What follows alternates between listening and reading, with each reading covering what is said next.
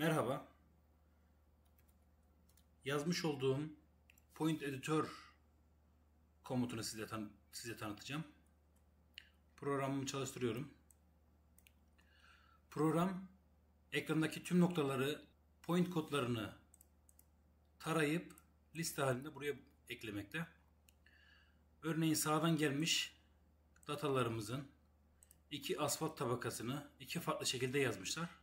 Bunu tek bir point gruba eklemek istiyorum. Veya tamamını ekrandan seçip özelliklerinden tek bir point kodu daha verebilirim. Bunun adı asfalt olsun.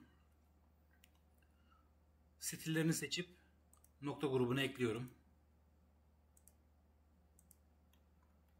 Gördüğünüz gibi Subbase ve Sub adında iki farklı alım alınmış. Bunları da Subbase point grubuna ekliyorum. Burada da gördüğünüz gibi gruplarımı otomatik oluşturuyor.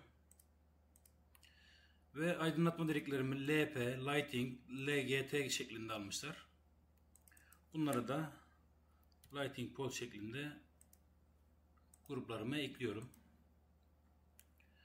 Daha sonra buradan Subbase'i yanlış eklemişsem eğer birini çıkartıp update demem yeterli oluyor. Bu şekilde sık karşılaştığım bir problemi çözüme ulaştırdım. Çalışma mantığı Subbase'in içinde include'da manuel yapmamız gereken işlemleri otomatik yapıyor.